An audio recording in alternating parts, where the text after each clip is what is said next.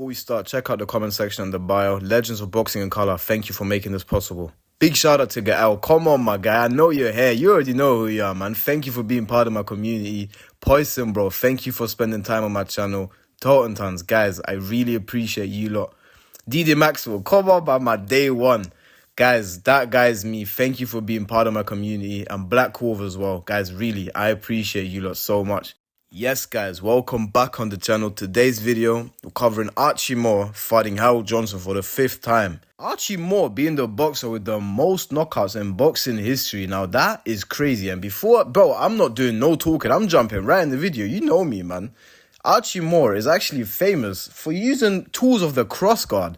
So now, here is his base stance. There is a hand position for you.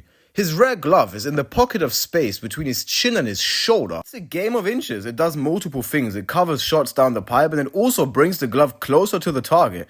You can see Moore beating Johnson's hook with his backhand. You know, the cross just beats the hook because you got shoulder protection and you're on the inside of the hook.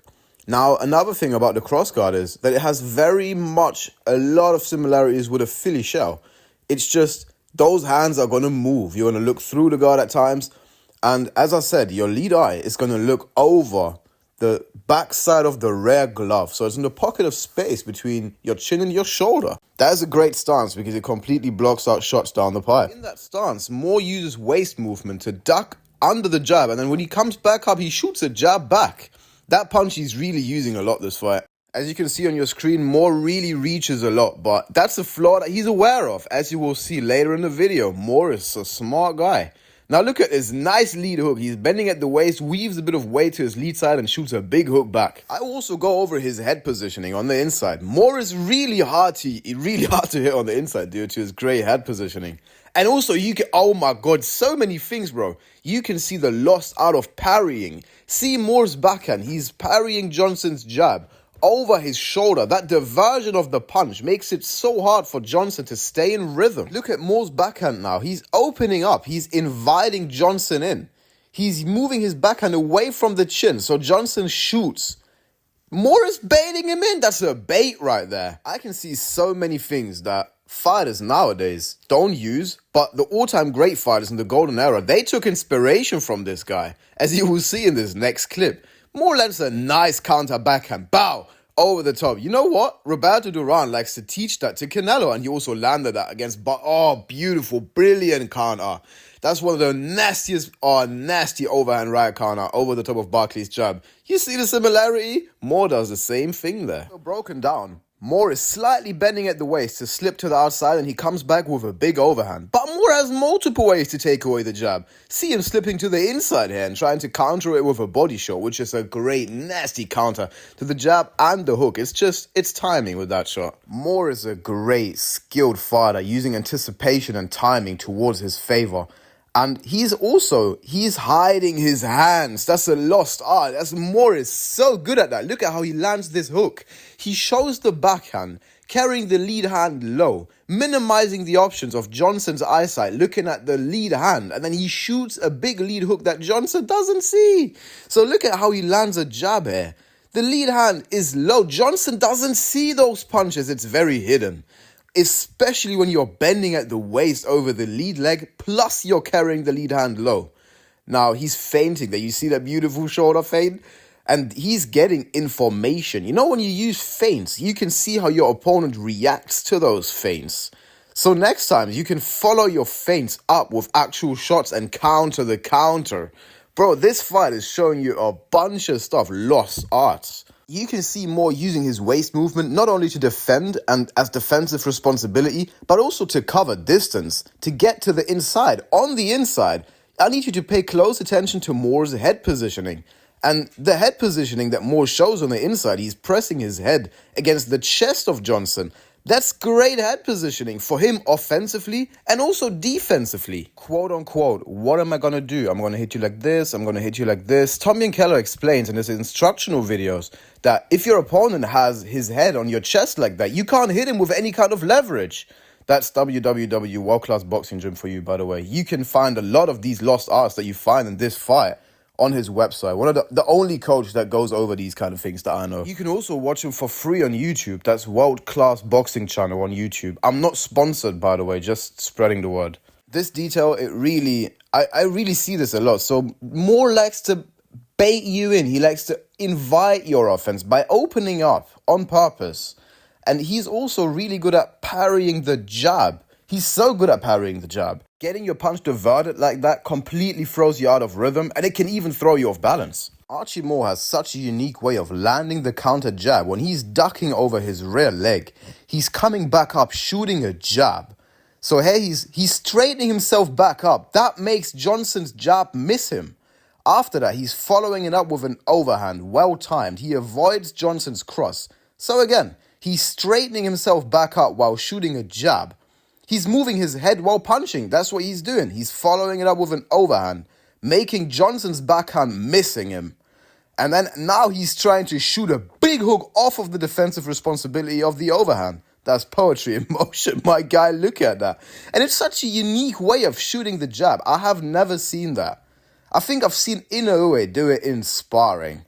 But ducking over your rear leg, and when you're coming back up, shooting a jab, that is head movement. Straightening yourself back up can be a defense as well. But fighting Archie Moore must be a nightmare. He's got such great defensive responsibility, and he's so good at mixing his offensive arsenal up. Look at that nice counter up jab. I love that punch. Catch it with the backhand and then shoot the jab out of an upwards trajectory with the lead hand carried low. Purposefully. You're carrying the lead hand low on purpose. It does so many things for you. First of all, it can be a trap. It's a shield, man. That lead hand carried low, that's a shield. You can raise it up and defend. But you can also shoot punches that are very hidden. Archie Moore has just a great boxing style. And now what he does is he's slipping to the inside of Johnson's jab while bringing an overhand. That's a very wide shot. But look at Johnson's eyes. He doesn't see the shot at all. Because guess what? Moore is so good at using his head. He's so good at using his head. He's making Johnson look at his head because Moore's head is a target for Johnson too. So if you know how to use your head to hide your punches on the inside or the outside, then that's great skill. You can see both fighters exchanging jabs over the entirety of the fight.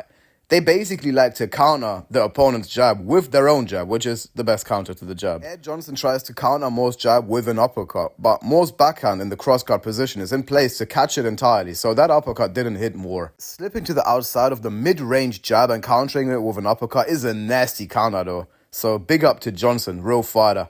I will go over Moore's inside head positioning later because it's really a lost art. But I want to go over how Moore is so good at inviting Johnson's offense. Look at how Moore just purposefully, you see his backhand, he is purposefully putting it out of place. He is baiting him in, he's inviting his offense. Now Moore is really good at understanding, cool, if I bait his offense, what am I going to do if the punch that I expect doesn't come? Moore likes to really include waist movement after inviting the offense, which is a very smart thing to do. You invite the headshots and then you just duck below the headshots. Now, Moore, you see that cross guard? You see that cross guard? Moore understands that if he is low with his head most of the time, he needs to have the cross guard in place so he's safe and sound against uppercuts. Away from the waist movement and away from the head positioning on the inside, Moore is so fundamental when it comes to having... See that, bro? He got so many counters to the jab. Now in this next sequence, Moore is weaving inside while shooting a straight right hand to the body, and then he's following it up with a lead hook to the head. He doesn't hit it, but that's great offense. He's punching with his weave, and then after coming up, shooting that backhand to the body, he's shooting a big hook to the head. Earlier in the video, I mentioned how Moore is reaching sometimes. See that? That's a 45. See that? So Moore understands, if I reach and he doesn't shoot the jab, but he's shooting the hook, I can turn the reach into a 45. See, Moore is so good at shooting a jab while coming back up from ducking over the rear leg. Look at how he completely avoids Johnson's counter jab just by straightening himself back up. So, that's head movement. That is head movement. Ducking over your rear leg and then coming back up while shooting a big jab. More classic. Ooh, do you see that nasty up jab? He's weaving himself over the lead side, carrying the lead hand hidden, and now he's shooting a jab in an upwards trajectory, having the hand vertical. It's my favorite shot. He's going to try it again in a second, and he has his backhand in place to catch the counter hook. It's very important that after the up jab, you need to understand that you need to have defensive responsibility so you don't get clipped. But if you understand that you can hide your hands, it's a very effective punch that Moore is landing over the entirety of the fight. Now, before we go over how Johnson falls for Moore's invitations, baits a lot, see how Moore is shooting jabs and hooks out of an upwards trajectory. That upwards trajectory is specially supported by waist movement. That makes the shots become very hidden. Now look at Moore's backhand. You see how he does that on purpose. He's moving his backhand out of place to invite Johnson's offense. Moore is mixing up his punch selection. Earlier, he would slip to the outside and shoot an overhand. Now he's slipping to the outside and shoot a hook to the body. And now look at this sequence. I bet most of y'all didn't even see this lead hook. That's how short and nasty it is. Look at those short, nasty combinations by Moore. That's what really puts you to sleep. It's the punch that you don't see. Off to head positioning on the inside. Look at how Johnson tries to hit Moore, but he can't get anything behind those shots. That's what Tommy and Kello said in that short clip that I cut in earlier. My God, man. Moore is a really crafty fighter.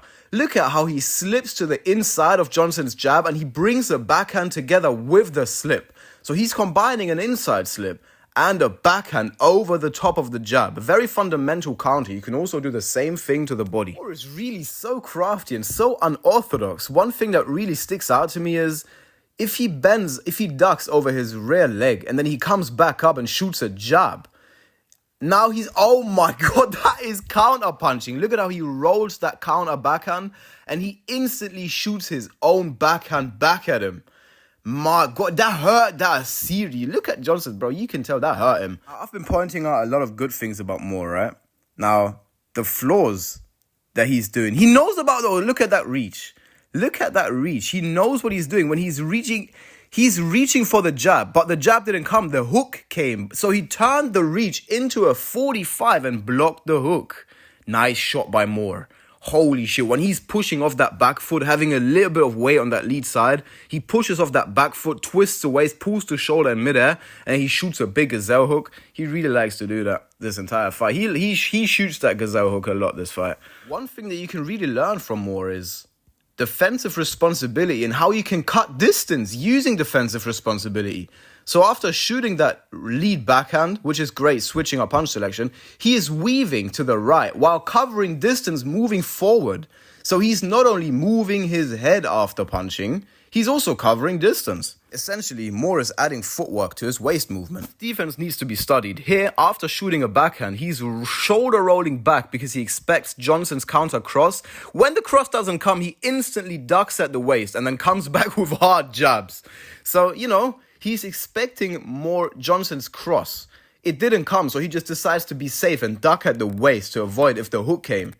You know what I mean? So Moore is a defensive beast. He's doing a lot of things out of anticipation. And that's right, it's all timing and anticipation. Remember that gazelle hook that I was speaking about? Well, now he's turning it into a gazelle up jab. Man, Moore is so good at switching up his punch selection. Essentially, Moore is really good at giving you different looks and making it very hard for you to adapt. Moore is constantly changing up rhythms. He's changing up his offense. He's very good at landing his offense. Why? Just pause, read what's on the screen. This is from Coach Mustafa's Instagram story. So essentially, that's exactly what Moore is doing. He doesn't just give you the same look over the entirety of the fight. He's showing you a bunch of different things. His base stance is different. Sometimes he's opening the guard to invite you. Sometimes he's in the cross guard. Sometimes he's using waist movement. Now, not just speaking defensively, but also offensively. Essentially, my point is, Moore is constantly changing up what he's doing. He's always doing different things. He doesn't do the same thing over and over, so you can adapt to it. That's what I'm saying. Moore is really great at inside head positioning as well. You're going to see him dish out some serious damage off of head positioning in a second. Moore would counter Johnson's body jab with a cross over the top, bend at the waist to avoid the cross, and now he's landing shots off of his head positioning on the inside. I want to point out a few things. That defensive responsibility after the cross is a great thing. After being defensively responsible, he's placing his head on the inside of Johnson's chest and belly, and he's landing shots off of it. That's a great pivot after that last backhand, and he really landed that so clean, bro. I recommend you to watch the entire sequence again, because in many of my videos, you hear me speak about head positioning on the inside, and many people come back to me and say, well, why would I keep my head so close to the opponent? If you watch that sequence again, it's a good position for you defensively and also offensively to land punches. I said it at the very beginning of this video. Here you can see it again. Moore's backhand is beating Johnson's hook to the punch. He's shooting the back. The cross beats the hook. And see how Moore weaves to the right side as defensive responsibility? That's what I was speaking about earlier. You can duck over the lead leg as defensive responsibility after throwing across, or you can just weave to your rear side. Bro, Johnson is so stubborn. He's doing it again. He's throwing the same counter hook that he just got beaten with, but he's parrying Moore's jab before throwing the counter hook. That is good for so many reasons. The diversion of the punch turns Moore into the hook, which makes it more of an impact. And now off to round 10. See how we start round 10 is how we end at round 9. Johnson likes to throw that counter hook after parrying Moore's jab, but that's not what I want to go over. I want to go over something about counter punching. It's shooting your backhand back. If your opponent shoots a straight right hand, shoot your right hand back, even if he hits you with it. You want to roll it. Don't get me wrong, you want to defend it, of course, but shoot your backhand back against your opponent's straight cross. Why am I saying it? If your opponent throws a cross hook, as you could see in this video, your cross can beat the opponent's hook on the inside. See here, Moore is instantly shooting his cross back, and he seriously hurt Johnson with it. He's getting hit with a cross, but guess what? He's shooting his own cross back right away. It's a really good idea to do that. It's a really good idea because you can beat the opponent's follow-up hook. Pointing out a lot of good things about Moore, but Johnson is a real fighter. Look at Johnson, he's so smart. Moore is slipping to the outside. Now Johnson expects the backhand and he smothers in, which is great defense against any sort of backhand over the top or straight down the pipe. You see, Moore actually shot this fight. So Johnson is learning. Johnson is adapting to Moore. After giving Johnson credit, this is how you don't walk back in a straight line. He will reach you. Moments earlier, I was going over how Johnson is adapting to Moore, which is just it's a sign of a fighter having skill. But sometimes in this fight, I even get the idea that Johnson is just learning from Moore. Learning in a way of, he's trying to fight like him. He's copying him almost. See here, Moore tries to come over the top of Johnson's jab. And here Johnson, a few split seconds later, is doing the same thing back to him. When I watched this fight, I thought this is going to be ruled a knockdown for sure. But Marciano, quote unquote, he might have cost him a fortune in that round. So Rocky might have thought the same thing. And he also said that the ref is making a mistake and that there is no mandatory count in a title fight. So as I said, that's not my opinion. That's just quoting Rocky Marciano, who's commentating this fight. Early in the fight, we've seen Moore slip trying to land a body shot counter to Johnson's jab. Now Johnson is doing the same thing. Slip to the inside of Moore's jab and shoot a nasty body shot counter back at him. That's a nice counter. Right back to Johnson. He's showing you how to land the hook. He's preparing it with a jab. Using the jab to manipulate the guard and then shooting a hook around the guard is a great thing to do. Carmen Basilio also done that against Sugar Ray Robinson successfully many times, so it works against all classes of opponents. I want to point out Johnson's defense as well, because after ending up on the inside, after a lot of bobbing, weaving, ducking and rolling, see how Johnson lifts his elbow to make Moore punch into the elbow. That is vicious. Moore is very lucky he didn't break his damn hand. Moore makes it very clear that he isn't hurt though and lands back-to-back overhands over Johnson's jab. Here is a bit more detail about that overhand counter. You can slip first and then shoot an overhand, which is vulnerable to the 1-2. Or you can time the opponent's jab and shoot an overhand at the very same time. The body mechanics of the overhand are going to move your head to the inside. So you're slipping to the inside while shooting a backhand over the top of the jab. That's a timing shot. That overhand counter that we're speaking about, both fighters are really trying to land that this fight. See, Johnson is trying to land it as well. He's really trying to land that backhand over Moore's jab. And Moore does the same thing. See how Moore instantly tries it as well? Both fighters. Ooh, nice defense by Moore. Just see, that's how simple it is. You just bend at the waist after jabbing if there is a hook coming back at you. And of course, you don't see Moore doing the same thing over and over and over because then it would be easy to adapt. Morris always showing different looks in his defense and his offense. I feel like Moore is so good at using his head to dive to the inside of the hook, which means his head is in a position of the opponent's elbow. But here Johnson almost pulled him into a nasty lead hook. That was a good thing that Moore has a good shin, because man, that hook was a sneaky hook. We're about to see an example of the counter jab beating the 1-2. So the 1-2, the jab is just in the way of a 1-2, but Moore doesn't let it stop him, and he shoots an overhand over the top of Johnson's jab, which seriously hurts him. Moore realizes that he hurt him and lunges after him with a big gazelle hook. Man, Moore's punch output and punch selection, the way he switches up his punches in his offense, just makes it impossible to survive that. Now, that's a clean knockdown. And as you can see, Johnson is seriously hurt, still trying to fight back like the warrior that he is. But hands down, Moore is just too much of a dangerous fighter to survive the round against him. And the ref stops the fight, which is a great stoppage by the ref. No need to kill him. As always, man, thank you for being on my channel. Keep your head up, bro.